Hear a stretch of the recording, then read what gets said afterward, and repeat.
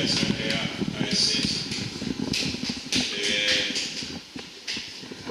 Devemos fazer tudo para obter a sabedoria. É a essência do capítulo 4.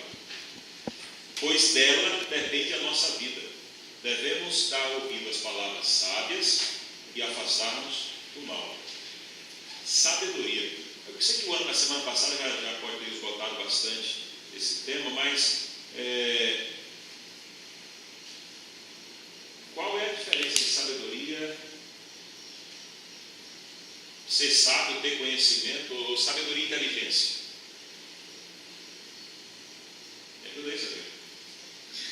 Eu acho que a gente discutiu semana passada, porque é o seguinte, eu falei, até dei um exemplo, eu trabalhei quando eu trabalhava em telecomunicações, eu trabalhava numa área antifraude, e eu ficava assim, impressionado como a pessoa usava a inteligência para o mal. Então as pessoas são inteligentes, a sabedoria não é sábia, a pessoa sábia, ela sabe discernir o bem e o mal e age, É interessante aqui, Luciano, ele expande um pouco o que foi a semana passada, né? Porque ele traz aqui, o pensamento hebraico, a sede da sabedoria não está na mente, não está na sabedoria da inteligência, não está localizada na mente, mas nos ouvidos. E eu achei interessante aqui, não sei se é nessa parte aqui, que ele fala que era representado um filho com a orelha nas costas. Né? No sábado. No sábado, né? Sábado. Aqui. Certa ironia aí, ó. Segundo parágrafo. Pronto. Assim, nas obras de artes egípcias, o estudante era frequentemente representado com grandes orelhas nas costas. Interessante. Grandes orelhas nas costas, ou seja, o sábio é aquele que ouve. Olá, Claudinha. metade. É aquele que ouve, né? É aquele que ouve, esse é sábio. Por isso que ele a parte do domingo toda trabalha sobre essa questão. Para compreender o que ouvimos, precisamos ouvir com atenção. E quando Salomão pediu a Deus sabedoria, ele pediu um coração que ouve. Interessante isso. Quando Deus chegou para Salomão e disse: Salomão, pede o que é que você quer, eu vou te dar. O que é que você quer? Ele pediu a Deus uma coisa: sabedoria. A palavra sabedoria é uma palavra hebraica, jomar, quer dizer, sabedoria com equilíbrio. Mas, e ao mesmo tempo que ele pediu sabedoria, ele pediu: Senhor, me dá um coração também que ouça. Porque a sabedoria está muito mais no ouvir e praticar, internalizar a sabedoria, aquilo que você está adquirindo, né? E um coração sábio, né? O primeiro ato de sabedoria, portanto, é ouvir. O que sugere que a sabedoria vem de uma fonte externa. Nesse caso, no caso de Salomão aqui, os pais. É por isso que ele fala: ouçam, filhos. Interessante, quando a gente é adolescente, né? O pai é meio careta, né? Aí depois que a gente tem filhos, a gente fica assim: ó, o pai tinha sempre razão. Por isso que a Bíblia vai dizendo: ouçam os seus pais, ouçam, filhos, né? A sabedoria é, antes de tudo, algo que recebemos, não algo que produzimos pela nossa própria competência. Nesse caso, a sabedoria, a fonte de sabedoria é Deus. De outra forma, você pode ter até muitos inteligentes, agora os inteligentes só serão sábios a partir do momento que buscarem a Deus. Professor, eu encontrei um pequeno e ótimo exemplo na página 24 da lição do professor. No trecho chamado Compreensão, tem uma frase sintomática e emblemática. A razão pela qual Davi e Salomão são considerados sábios é que aceitaram com humildade e de bom grado a repreensão e se arrependeram quando sua culpa lhes foi mostrada. Esse exemplo perfeito. A razão da sabedoria de Davi e Salomão é o fato de reconhecer quem eles eram e de parar, ouvirem, baixaram a bola e dizer: Senhor, o senhor está certo, mas não é errado. Não vamos nos estribar no nosso entendimento. A sabedoria está em buscar Deus, né? Então a lição deixa bem claro que a busca da sabedoria é essencialmente buscar a Deus e o reino de Deus. Por isso que Jesus, no Sermão da Montanha, em Mateus 6,33, ele diz assim: buscar em primeiro lugar o reino de Deus e a sua justiça, em tudo que você precisa será acrescentado. Então a sabedoria está em buscar Deus, né? Mateus 13:44. pastor, e também acho que não sei se é Provérbios 8, eu não sei onde foi que a gente leu também, que a própria sabedoria, Deus aqui se coloca como a sabedoria. Ele coloca como uma pessoa, a sabedoria como uma pessoa, né? Se dizendo que é Ele, né? Então a sabedoria é uma pessoa. Sabedoria, né? É A pessoa de Jesus, exatamente. Então, ele se coloca aqui, acho que diz assim, busca sabedoria, né? Ele diz assim, eu clamo, né? Então ele se coloca como uma sabedoria. Né? O Deus como... Então, quando você busca Deus, você busca sabedoria. O reino de Deus, Mateus 13:44, olha só. O reino de Deus é semelhante a um tesouro oculto no campo, o qual certo homem, tendo achado, escondeu. E transbordando de alegria, vai e vendeu tudo que tem para buscar. O reino dos céus é isso. Não tem um motivo pelo qual buscar. Né? Jeremias 29:13 diz: buscar-me-eis e me achareis quando me buscar de todo o vosso coração. Olá, bom. Obrigado. Tudo bem? Então, buscar a Deus com sabedoria, buscar sabedoria é buscar a Deus. O homem está inteirado da sua nulidade, de quem ele é, ou seja, ele não é nada e ele depende de tudo, de Deus. Então, Deus é a própria sabedoria. Então, a busca de Deus é a busca da sabedoria, buscar o reino dos céus. E essa busca deve ser feita com dedicação total e nela devemos colocar todo o coração. Nessa busca de Deus, a gente tem que colocar todo o coração. E é... Não, essa parábola aí conta que realmente a gente tem que exige um sacrifício da nossa parte, porque a nossa natureza é uma natureza contrária, né? Então você vê, o homem vendeu tudo que tinha, fez tudo, quer dizer, exige uma ação da nossa parte, né? Você tem que priorizar isso, querer priorizar isso para você, como é que diz, gastar seu tempo, gastar, né, tudo que você tem em busca dessa sabedoria. Né? Eu acho que essa palavra diz muito isso. E é interessante que quando a gente coloca isso como prioridade, ontem um amigo de São Luís mandou uma mensagem no WhatsApp, perguntou assim: ei, estou indo para Salvador, vou ficar no Rio Vermelho, me dá uma igreja mais próxima aí para eu ir lá amanhã. Ele disse: você está vindo quando? Ele disse: não, estou indo hoje. Aí eu disse: então eu vou buscar você no aeroporto. Eu fui buscar no aeroporto, cheguei, era meia-noite para dormir, e aí eu estava cansado, realmente apaguei meia-noite. Mas é impressionante, quando foi 5 horas da manhã, abri o olho e cadê o sono? Passou. E aí eu disse para minha mulher: não tem jeito, a gente está acostumado a acordar cedo para fazer o devocional, para buscar a Deus, não tem jeito. Você pode estar cansado como for, mas Deus vai despertar e vai te dar força para você buscar a presença dele. Né? E hoje, às 5 horas da manhã, eu estava de joelhos orando por vocês. Sabia que eu vim aqui hoje, mas não oro, só oro quando ver, não, verdade. Mas orei em especial por vocês. E é aquele momento meu com Deus, não tem cansaço que vá me tirar. Por quê? Porque é preciso, é isso que você falou, Cláudia, é preciso renúncia. Você tem que abrir mão de alguma coisa. O camarada foi vender tudo que tinha para buscar o rei, a pérola de grande preço lá. Né? Então, ou você prioriza o reino de Deus, ou você vai estar fugindo da busca da verdadeira sabedoria.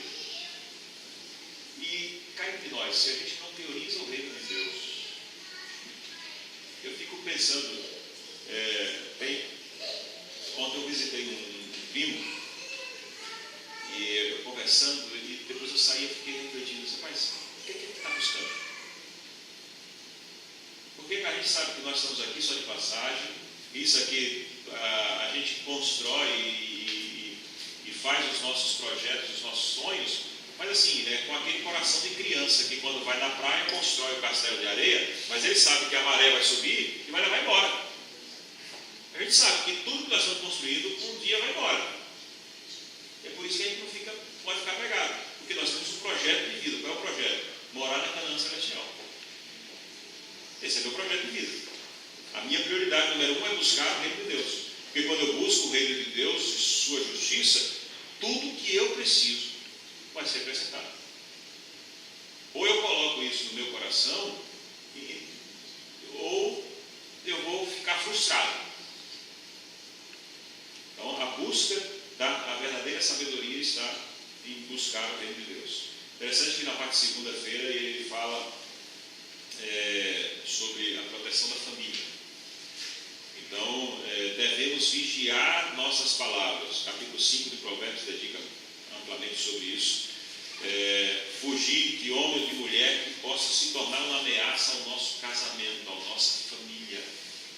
Fala muito da mulher adúltera e tal, mas inclui também o homem. O primeiro perigo nesse ponto está em quê? Veja, é interessante que a lição ela é progressiva, né? Primeira parte está, busque sabedoria. Sabedoria em quem? Em Deus. Busque sabedoria em Deus. Deus é o reino de Deus, é a sua justiça. Então, quando você tem comunhão com Deus, você vai estar protegendo a sua família. Você vai estar protegendo os laços familiares, o relacionamento familiar. Então, e o autor de Provérbios, ele fala de alguns perigos que nós precisamos nos guardar. E que perigos são esses? Vamos lá, os estudantes aí da lição? Estou na parte de segunda-feira. Para proteger a família, nós precisamos nos guardar de perigos. Que perigos? Primeiro, nossas próprias palavras. Primeiro nós mesmos, né? Primeiro o maior inimigo que eu tenho sou eu mesmo. Interessante. Da outra mulher. Depois mulheres, homens, qualquer ser externo que vier influenciar o nosso relacionamento conjugal, o nosso relacionamento familiar, né, que venha afetar isso. Depois, então, ainda nisso que o senhor disse aí, pastor, hoje na rádio do Novo Tempo, lições da Bíblia, eu anotei, o apelo ao sensualismo é uma armadilha, e como tal perigosa. Seja vigilante em relação aos sentidos. Anotei a frase. Pronto. A essência é isso aí. Quando nós ouvimos e obedecemos às instruções inspiradas de Deus, né, nós temos mais chance de permanecer concentrados nos princípios essenciais e assim ser protegidos do adultério ou de qualquer outra tentação, né, como diz a lição aqui, que surgir em nosso caminho. Ou seja, buscar a Deus, buscar Deus em primeiro lugar. Então, priorizar isso, né, e fechar as portas dos sentidos, conforme o irmão aqui leu aí o texto que ele ouviu hoje lá no programa Lições da Bíblia. Né? Alguma coisa mais a acrescentar nessa parte aqui, proteger a família? Pastor, eu não posso participar da oportunidade a todos, mas eu gostaria de fazer uma colocação. É que hoje, no fim dos tempos, desde o final, nós nunca vimos tantos adultérios, tantas famílias se desentendendo. É terrível. E as pessoas já levam isso de uma coisa tão comum, porque, por exemplo, a mídia, hoje o ator está casado com uma, dali a um mês já está com outra, está com outra, está com outra. E nós temos tido muitos problemas na igreja, infelizmente, porque o inimigo sabe, a mídia inteira em cima disso, o apelo é isso. E aí as pessoas, quantas famílias têm sido destruídas? Isso é triste, porque Deus diz que Ele odeia o divórcio. Nós sabemos que a família, ela é o sustentado para testemunhar de Jesus. E o diabo tem feito tanta coisa para destruir. E tem sido uma coisa muito triste, mesmo no nosso meio cristão. Eu acho que as famílias precisam se unir mais a Jesus e evitarem coisas que, aqui, quando eu falo da mulher estranha, evitar caminhos que levem, não? Pastor, porque às vezes você se coloca numa situação muito vulnerável. Você pode pensar assim, eu sou, não, isso aí para mim não importa, mas tem muitas coisas que a gente precisa evitar, né? Para que a gente não enverede pelo caminho que o diabo sempre teve para isso. Eu diria um pouco diferente, Arineide. Eu acho que não há muitas coisas que nós deveríamos evitar. Porque aí a gente parte muito para o negativo. Só não. Então, assim, busca Deus em primeiro lugar. Tenha comunhão com Deus. Abra a Bíblia Sagrada e você vai ter sabedoria para saber o que evitar. Então, esse é o caminho. Sabedoria que vem do alto, né? Sabedoria que vem do alto. E fala, Léa. Eu diria que essa sabedoria seria necessária para que nós soubéssemos onde está o perigo e evitássemos chegar lá. Eu digo, não entre no terreno do inimigo. Não entra achando que você, eu consigo. Os jovens têm muito isso, né? Não, eu posso ficar ali, eu vou ficar achando aqueles caras bebendo, meus amigos, mas não vou beber. E uma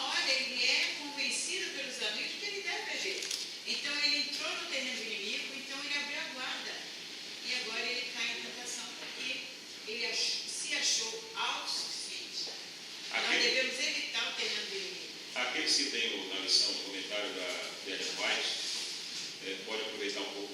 Aqui tem algumas coisas boas aqui na parte de, pelo menos aqui no comentário, na parte de segunda-feira, ela diz assim: aquele que compreende bem o próprio caráter, que conhece de perto o pecado, que mais facilmente o assalta e as tentações mais capazes de o vencerem, não deve expor desnecessariamente e convidar a tentação colocando-se no terreno do inimigo.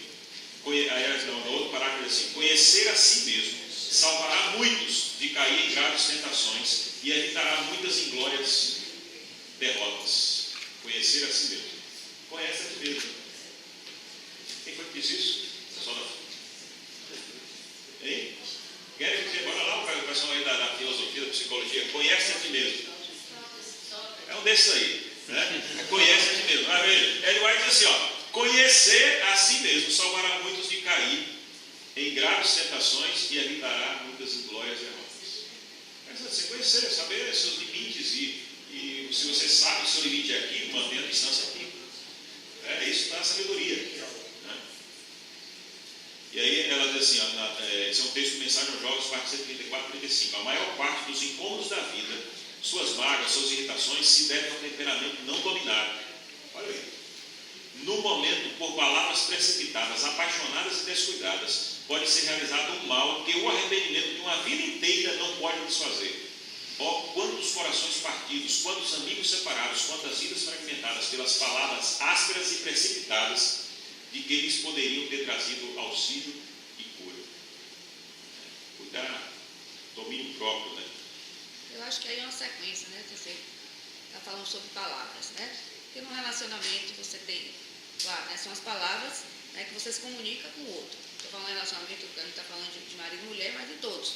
Né? Então, se você não tem cuidado com essas palavras, você começa a um outro ficar vulnerável. Né? Porque, claro, você feriu uma pessoa. Né? Então, aquilo ali já lhe causa uma mágoa. Você chega ali adiante com uma pessoa que lhe fala palavras doces. Né? Então, você está vulnerável. Né? Então, eu acho que é uma sequência de passos que a gente tem que ter cuidado. Né? Então, você diz, eu fiz isso porque ele me fez isso, ou ela me fez aquilo. Né? Então, ainda tem isso, a pessoa ainda tem que querer se desculpar da coisa que aconteceu. Né? Então, eu acho que é uma sequência. A gente primeiro, como Deus diz, ouça, né? Minhas palavras, ouça, que é diferente de você escutar.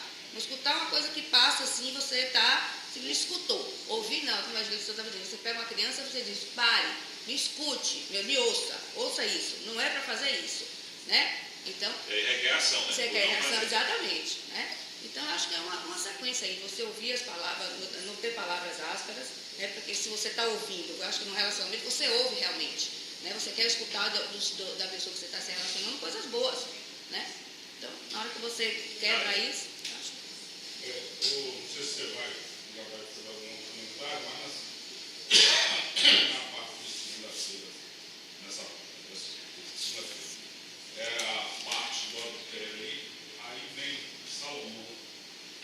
Sabiamente fala sobre a questão do relacionamento conjugal também, para evitar essas questões.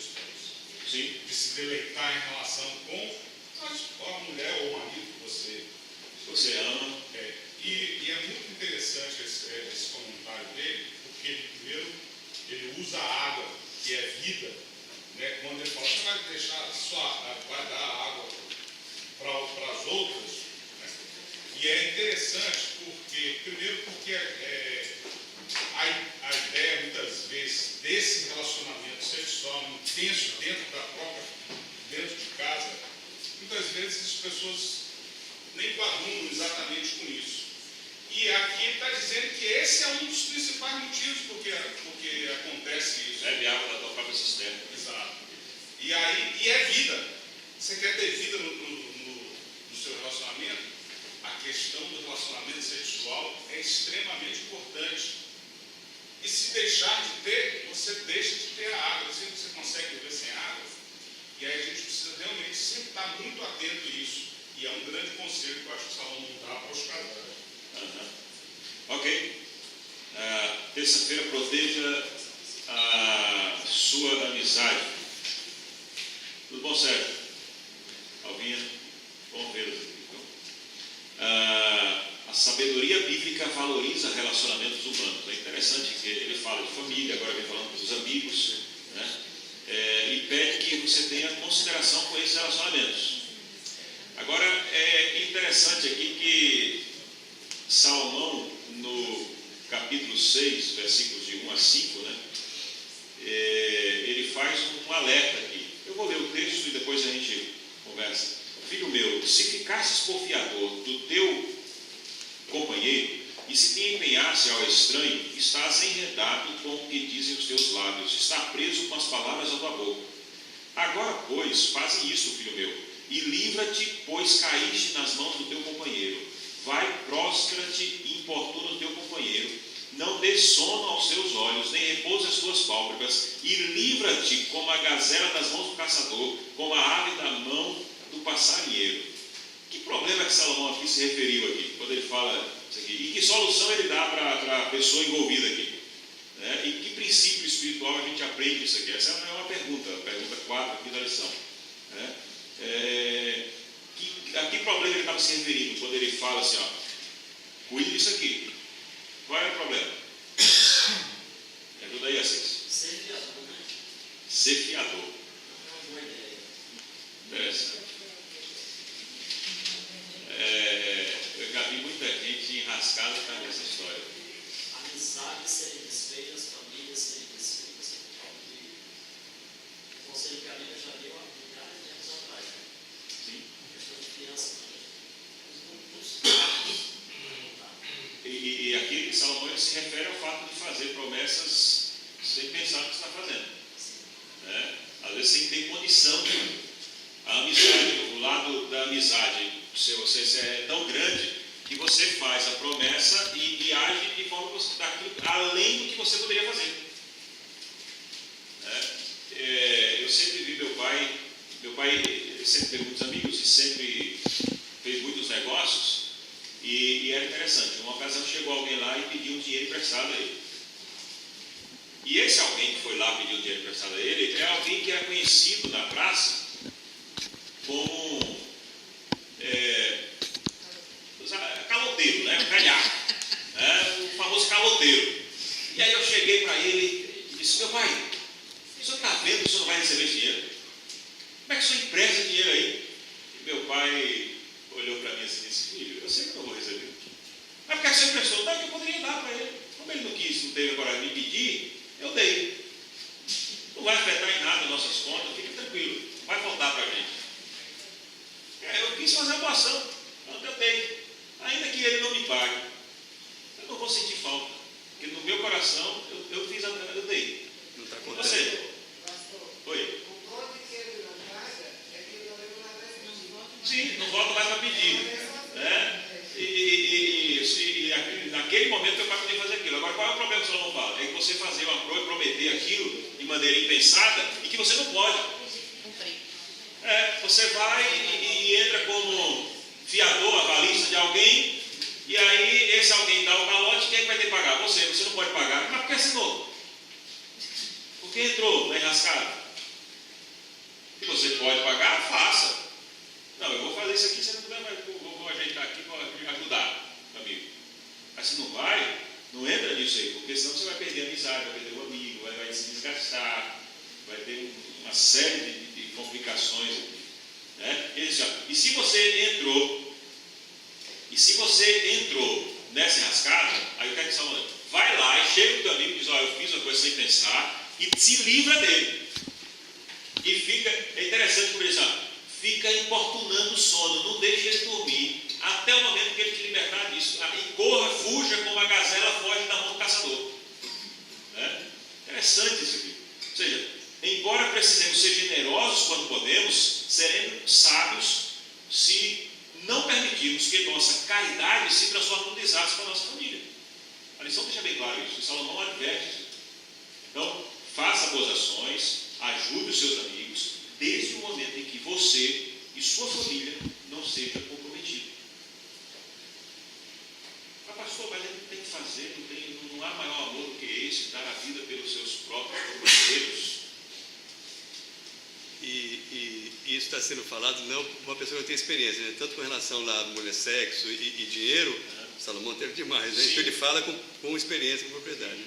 Aí vem aquele princípio. Ama teu próximo. Você ama a si mesmo para você amar o próximo. Então, a advertência de Salomão aqui é: proteja o seu ciclo de amigos, os seus relacionamentos. Ao você fazer isso, você vai estar, não, vamos correr, vamos tentar ajudar, vamos de um jeito ou de outro, né? Para poder ajudar isso aqui. Essa é a razão pelo sábio conselho dado aqui por Provérbios, né? Nas palavras de Salomão. Então, a primeira advertência se aplica às nossas palavras. É fundamental que avaliemos a situação e nos certifiquemos de que temos recursos para ajudar os nossos amigos. Somente depois disso é que poderemos nos pronunciar e prometer. Ou seja, pense. Né? Eu nunca esqueço de uma ocasião que eu pedi um dinheiro emprestado a um amigo. E ele disse assim para mim, ele disse: deixa eu conversar com minha esposa, eu vou pensar e volto a te falar. Assim, tranquilo. E aí, depois, eu procurei, né? Aí ele me procurou, ele disse: pastor, ó, dá o número da tua conta aí, eu vou depositar aí e tal. Não lembro o que era que eu precisava, lá em Jequié, muito tempo atrás. E aí depois, 3 meses depois, eu ainda estava pagando aí, eu fui transferido. Aí na minha cabeça, a primeira coisa que eu tive que fazer antes de ir embora, fui lá e acertei, só não vou deixar nada pendente aqui para trás. Então, o que foi que o meu amigo fez? Ele ouviu e disse: tá bom, deixa eu ver aqui. Conversou com a esposa e depois voltou e me emprestou o dinheiro. Depois eu devolvi para ele. Ou seja, que Salomão diz assim: pense, não dê a resposta na hora. Normalmente, quando alguém, se o meu amigo não voltasse a me procurar, eu não iria mais atrás dele. Porque normalmente é assim: quando alguém pede, vocês me dá um tempo para pensar, a pessoa não volta. Se tiver muito necessário, ela vai voltar. Quando ela voltar, aí você vai dizer se sim ou se não. Mas você já teve tempo para pensar, para avaliar a situação. Não, se ele não me pagar, como é que eu vou fazer? Então é isso que o Salomão está falando. Que seja sábio. E você fazendo isso, você vai estar protegendo os seus relacionamentos. Né? Não importa quão bem intencionado você tenha sido, é essencial pensar antes de agir ao comprometer-se com algo que não pode cumprir. Então, vai parar, pensar. Porém, se nos colocamos numa situação difícil, Salomão diz: resolva o problema, corra atrás, faça o que puder para resolver. Inclusive, se humilhe, admita que você errou e peça para ser liberado daquela obrigação. Né? Tire o peso das suas costas. Esse é o conselho de Salomão.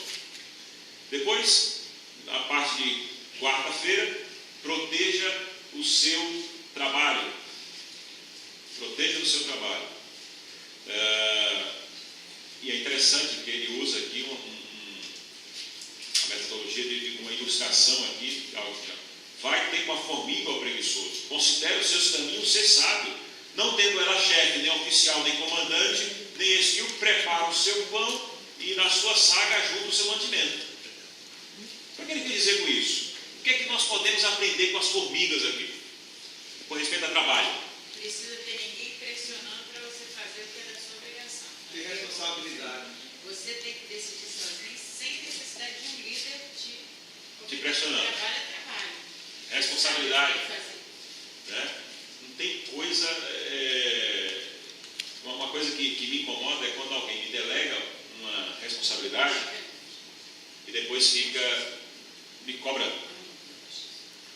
Aí, uma vez eu disse para o chefe: eu não disse que eu vou resolver. Você não me deu o prazo, me cobre no prazo. Eu não preciso de ninguém para dar policial para eu fazer.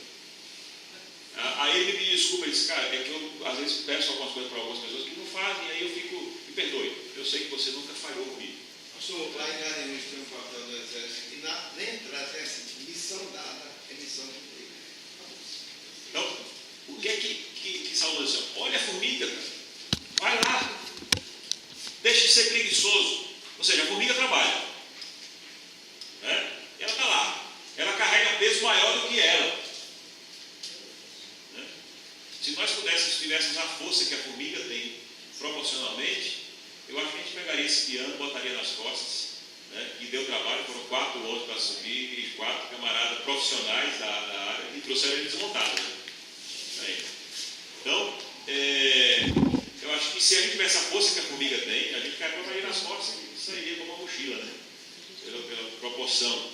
Aí. Então, vai ter uma formiga. Olha a formiga. Observa, ela está lá trabalhando o tempo todo.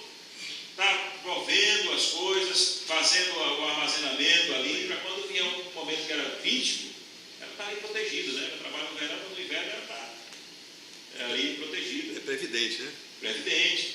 Né? Formigas trabalham arduamente, planejamento, responsabilidade.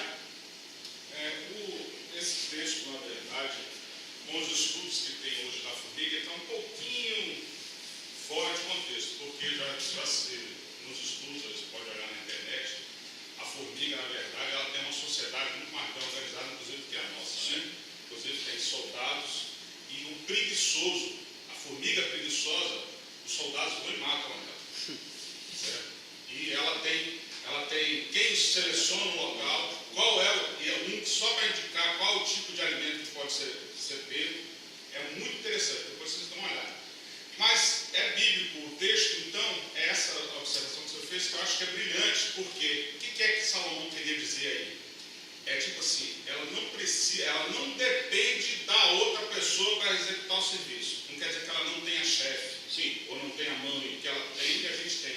Eu acho que você foi muito brilhante quando você falou aí, é que é exatamente isso, ela não depende da outra, ela recebeu o que ela deve fazer, ela vai executar. E na verdade, no mundo natural, não são as abelhas também, aí é uma outra coisa para você estudar aí e entender ali. É fantástico isso aí. Mas o que é que esses animais ensinam para eles? Ela tem que trabalhar. Interessante que hoje a gente, a mídia tem falado aí disso aí, né? A gente, quando trabalha com jovens, a gente tem que buscar a geração neném. Já viu isso aí? Não estuda, não trabalha, não faz nada, e aí fica só. Cada vez mais cresce o número de pessoas com idade de 30, 40 anos, dependendo dos pais, morando na casa dos pais. Geração canguru também. Canguru quer ficar sempre na bolsa lá, protegida lá. Na casa do pai da mãe. É por aí, ó. Então, o que a gente precisa hoje, quando eu converso com jovens, eu chamei um camarada do Sebrae para me ajudar num projeto de empreendedorismo para jovens da igreja. Eu vivo num estado, trabalho num estado muito pobre, que é o Maranhão, e lá eu tenho muitos jovens que ficam assim, não querem estudar, aí a gente tem que pegar e dar uma sacudida, e a igreja tem que ter um papel importante nisso aí, dizer assim, acorda, vai estudar, vai ser alguém, vai trabalhar, né? Faça alguma coisa por você mesmo, né? Eu queria voltar um pouquinho só no dia anterior. Eu não ia fazer essa observação até para poupar tempo em relação, mas eu acho que ficou um pouquinho aberta aquela questão da questão de dar, o que você não pode dar. E é interessante, eu acho, que a gente entender que esses ensinamentos que Salomão está dando aí é o ensinamento do convívio social. Mas a gente não pode levá-lo para o ensinamento da questão espiritual. Porque a própria Bíblia tem lá, Jesus mandando falar, viu, você vai lá e ela vai te dar. E chega lá, ela fala assim, só tem esse aqui para mim e meu filho. E ela abdica de dar para o filho e para ela para dar, porque é uma ordem de Deus. Sim. Jesus, com o jovem rico, falou assim, vai lá, vende tudo que você tem. E vem e segue-me.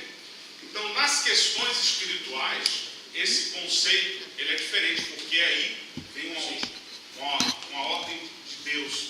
E a gente tem que estar muito atento sobre essa, porque a nossa missão aqui é espiritual. Sim. Então, para o crescimento do Evangelho, muitas vezes o Senhor nos pede que você dê alguma coisa que realmente vai abalar a questão familiar.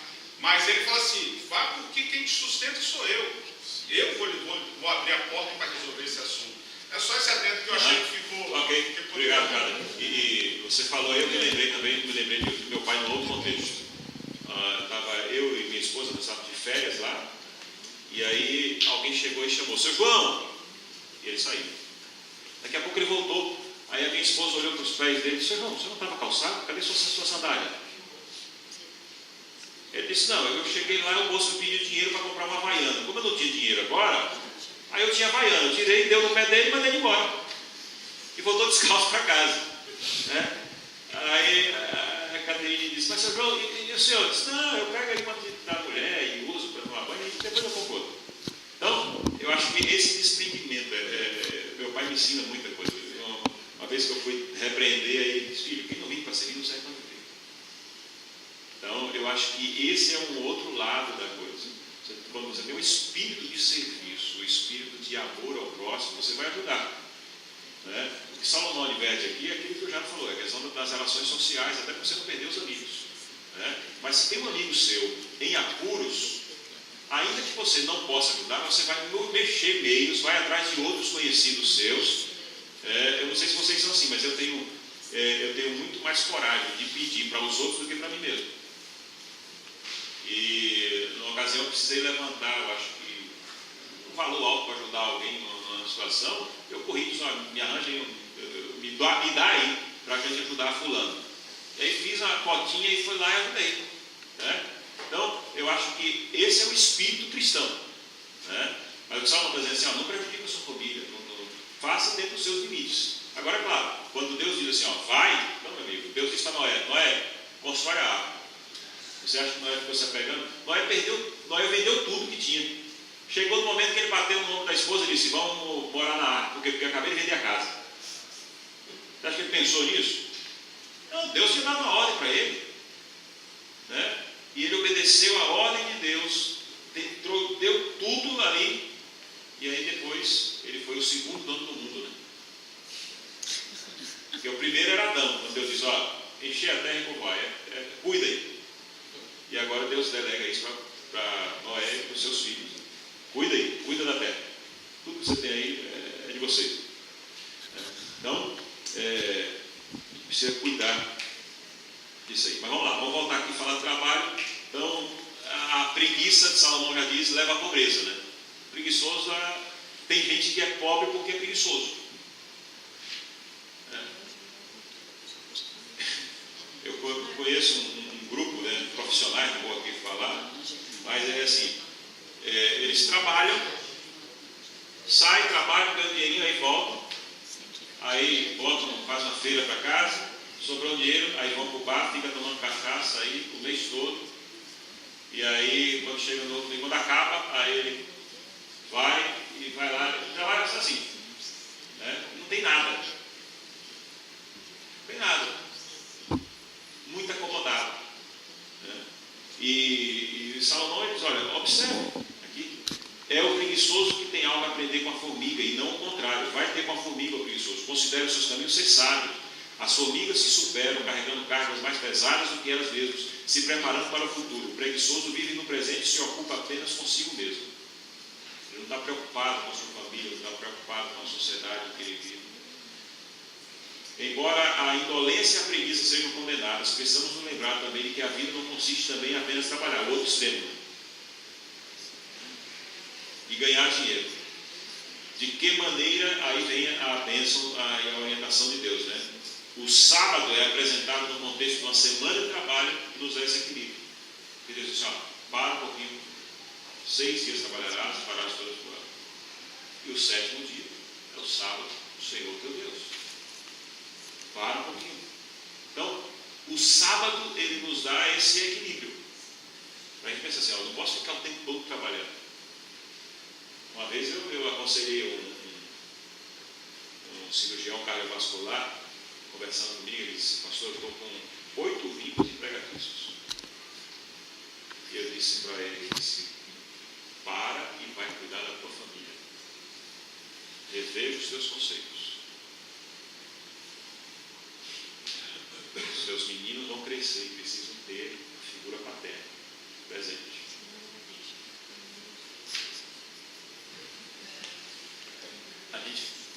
Esse é o outro extremo. Então o suficiente para dar sustento a você e a sua família.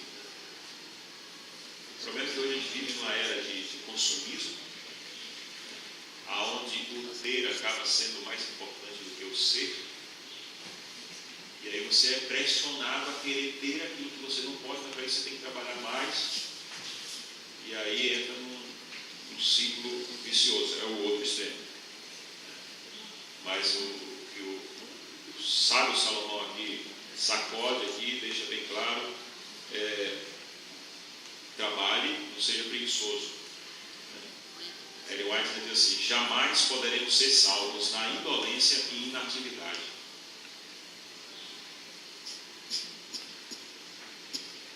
Ela fala muito do trabalho na obra de Deus. Diz: quem se recusa a cooperar com Deus na terra, não cooperaria com Ele no céu. Não seria seguro levá-lo para lá. Parábolas de Jesus, página 280. Interessante isso. Se Deus chama você para alguma coisa, seja pronto a desempenhar. Seja sábio, ouça, pratique. Que agora eu vou jogar uma coisa só para o seu comentário. É que, na verdade, o trabalho é uma das coisas que veio com a maldição, com a queda do pecado. E aí, a gente muitas vezes está condenando. Eu acho que não, já. Não, também não. O trabalho é o contrário. Quando Deus criou o homem e a mulher, quando Deus criou Adão, Deus diz: ó, vai lá, nomeia os animais, cuida aí do jardim, tal. Depois que veio o sacrifício, ó, do suor do teu rosto comerás. Aí veio o lado doloroso do trabalho, né? O cansaço, aquilo. Eu não sei quem inventou o trabalho. Já viu alguém falar isso? Não, foi Deus que inventou. O trabalho é uma bênção, né? O problema é que com o pecado aí veio o cansaço, veio as pernas que já não aguentam mais, o trabalhador que está lá na roça já não consegue mais render quanto rendia. É o que eu estou falando, a questão o trabalho, na verdade, por causa do pecado, talvez a minha frase não tenha sido bem colocada, por causa do pecado, ela recebeu, ela carrega essa maldição da execução do trabalho. Está aqui. No caso de ser penoso, né? De ser doloroso, né? Porque realmente tem que suar mesmo. Que não era. Sim, era prazeroso. Era prazeroso. Então, a gente entra num conflito aí agora em relação à questão de um processo do pecado, essa questão de alguns que têm dificuldade de trabalhar. Onde é que eu quero chegar com isso? A gente tem estudado várias lições, inclusive a lição anterior mostrou claramente sobre aqueles, não faça isso, aquilo, outro, não. E toda vez a gente chega e fala assim, né, não tem condição para mim não. A solução para resolver o problema do pecado, do trabalho preguiçoso, não é nem estar com a família, é estar com Deus, que é quem resolve os problemas que são oriundos do pecado. Ok? E quando você está com Deus, você tem que não dá para a gente aqui, mas você tem que ter prazer naquilo que você faz. Isso. É por isso que a escolha da profissão, ela é importante. Trabalho também é interessado porque Deus deu uma lei perfeita, né? E com o pecado, Precisa de adubo, né? Tem que preparar a terra melhor. Se tornou penoso. Mas a gente cansa. Mas quando você faz aquilo que você tem prazer, você chega no final de uma jornada, você olha assim, olha, estou cansado, mas estou feliz. Estou cansado, mas estou feliz. Porque você entende que o seu trabalho foi Deus que lhe deu ali, Deus lhe deu dons, Deus lhe deu talentos, Deus lhe deu inteligência para você correr atrás e buscar e aprimorar, para você fazer bem feito aquilo que você faz. Né? E aí você se torna um prazer. Ainda que você não tenha aquela remuneração que você acha que você deveria ter, mas você faz aquilo com alegria, né? Prazer. Eu acho que o trabalho antes estava ligado, a questão do pecado e do trabalho aí, é que antes o trabalho não estava ligado à subsistência, né? Era um trabalho ligado a Deus, é como você está dizendo, um trabalho ligado a Deus, né? A vida é prazeroso, né? E hoje não. Como você diz, hoje quando você faz um trabalho ligado a Deus é prazeroso, né? Mas quando você faz um trabalho simplesmente por fazer ou qualquer outra coisa, você pode até ganhar alguma coisa financeiramente, mas isso não vai lhe preencher, não é isso que vai lhe vamos dizer assim, deixar você completamente realizado, ou até uma coisa temporária que seja, né? Mas o trabalho que você faz para Deus é um trabalho que dá uma sensação de realização e de preenchimento realmente, né? Eu acho que essa é a diferença. Você se sente útil. Isso, exatamente. Pastor, só para coroar esse lado amado do trabalho que o Jada colocou, basta nos lembrar de 3 palavrões: Sobibor, Treblinka e Auschwitz. Os nazistas usavam o trabalho, aquele trabalho amargo, venenoso, como terapia para os judeus que seriam executados em campo de concentração. Enquanto isso, o senhor falou na irmã White, citando a palavra de Jesus, e por elegância não citou 2 frases também que servem para nós. Está aqui: não há pessoa verdadeiramente convertida que viva de maneira inútil e ociosa. E ela coroa dizendo: não nos é possível deslizar para dentro do céu. Ou seja, o trabalho equilibrado, feito com prazer, nos salva. Mas o trabalho amado dos nazistas é esquecido. Pois é. Aí ela diz assim, ó, deveria... Ela foi muito sábia aí. Deslizar para o céu, mas que não tem deslizar para o céu, né? Ela diz assim, ó, interessante que ela diz assim, o trabalho é terapia. Até vou pegar as 3. Pegar aí a frase, talvez naquela época os judeus, não vou entrar nesses méritos aí, né? Mas ela diz assim, foi propósito de Deus aliviar pelo trabalho o mal acarretado ao mundo pela desobediência ao pecado. Pela desobediência do homem. Pelo trabalho, as tentações de Satanás poderiam se tornar ineficazes e ser detida a onda do mal. Por quê?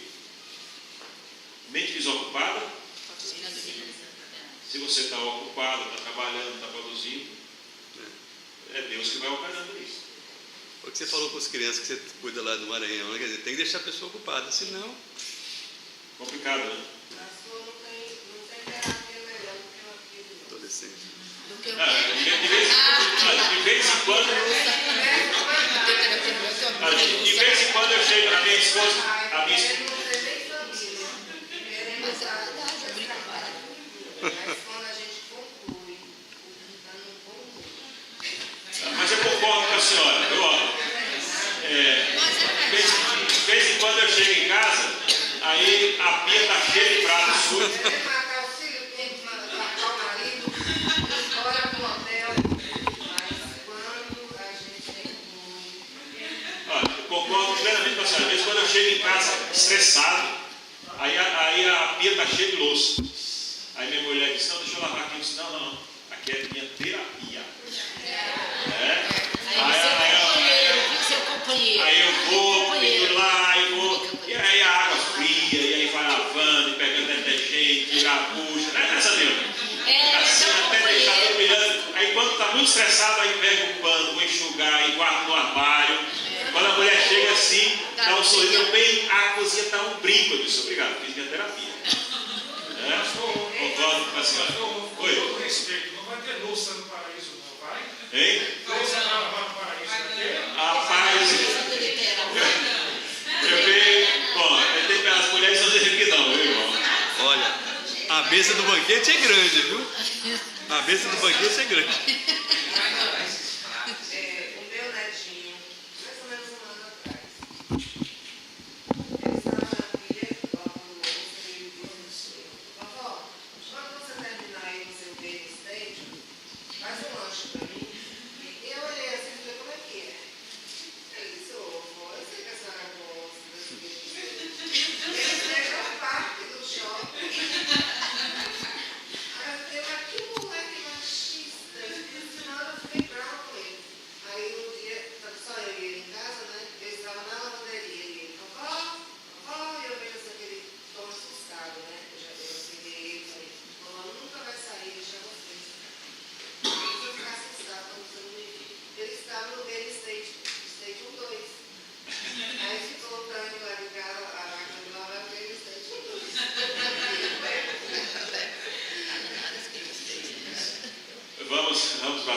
parte de quinta-feira. Mas as crianças, elas estão ensinando ainda. A senhora é o parque de diversão da senhora. Assim como ele gosta do Game State, é isso que ele tem. A senhora gosta de estar lá lavando os pratos. Versos 14 e verso 18 de Provérbios 6. Alguém poderia ler para mim aí, por favor? Com perversidade, a arma o coração todo o tempo maquina mal, anda semeando contendas. Coração que maquina pensamentos viciosos, pés que se apressam a correr para o mal. Ok, agora Mateus 15, 19. Porque do coração procedem maus desígnios, homicídios, adultérios, prostituição, furtos, falsos testemunhos, blasfêmias. O que é que essas passagens têm em comum? Aí. Coração. O pecado provém do homem, nasce no coração dele. O pecado está intrínseco, né? Dentro do coração humano. Pastor Miguel, que é o nosso líder de mordomia da divisão sul-americana, ele gosta muito de falar assim: olha, não confia no teu coração. Quando o teu coração estiver querendo te levar desse coração, toma jeito coração, não é por aí não, né? Repreenda, não confia no teu coração, não estigue no teu conhecimento, né? Não alicerce a sua vida naquilo que você acha que é bom. Por quê? Porque o teu coração, ele é pecador. Né? A todas as más ações, né, diz Jesus, ali, tem a sua origem no coração, na mente humana, ali, né? Coração, mente. Não. Se permitirmos que a nossa mente se demore em pensamentos maus, pensamentos impuros, eles acabarão se transformando em planos maus e em ações más. Por isso que no verso 18 ele diz: ó, corações que tramam projetos iníquos e pés que se apressam a correr para o mal. Então no seu coração a perversidade, todo o tempo maquina o mal e semeando contendas. Então a parte de quinta-feira é: proteja você mesmo.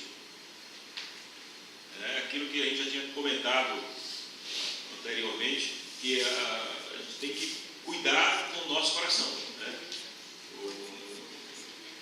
Alguém perguntou para mim na ocasião: pastor, o senhor tem tentação na sua vida? Tem. E qual é a maior tentação que o senhor tem? Aí eu respirei e disse: qual é a maior tentação que eu tenho? Ele disse: olha, a maior tentação que eu tenho é a de querer fazer a obra de Deus sem buscar o Deus da obra. Por quê?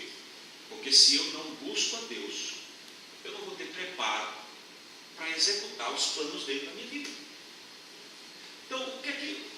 essa é uma forma que eu tenho de proteger a mim mesmo. Tem jeito, você percebe que a gente anda e acaba na mesma coisa: comunhão com Deus. O relacionamento com Deus é que faz a diferença na tua vida. O tempo não vai dar para a gente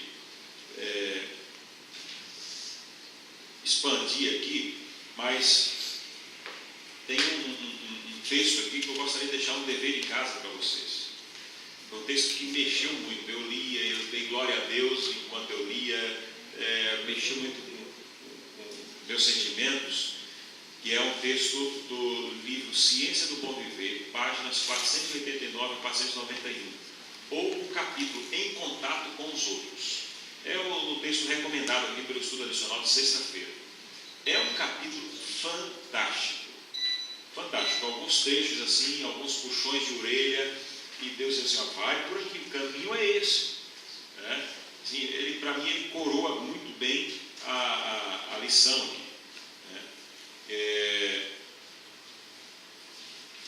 O Ellen White, comentando ainda a respeito dos textos lidos aqui, ele diz: se conceberdes com vãs imaginações, permitindo que a mente se demore em assuntos impuros, serão, em certo sentido, tão culpada perante ele como se os teus pensamentos fossem levados à ação. É aquilo que Jesus fala ali, olha, se você pensa em matar, ainda que você não mate, você já matou. Meu Deus, você está culpado por ser assassino. Então vai lá e pede perdão. Se você olha, e aí ele usa a expressão, olha para uma mulher com os olhos impuros, você já cometeu adultério. Então, o pecado é muito mais profundo do que a gente imagina. Ele tem a origem na mente, no coração humano, que é um coração perverso. A perversidade dos pensamentos, palavras e atos leva à destruição. E é interessante aqui, tem jeito, a gente tenta resumir aqui, mas não posso deixar de ler esse texto aqui, de Provérbios 6, 12 a 19, e ele termina falando aqui, olha, 6 coisas o Senhor aborrece. E estou lendo a parte final, aqui, verso 18 e 19.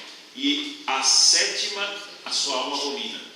E aí ele fala aqui de coisa aqui, olhos altivos, quer dizer olhos altivos? Arrogância, se achar superior aos outros, se achar melhor do que os outros.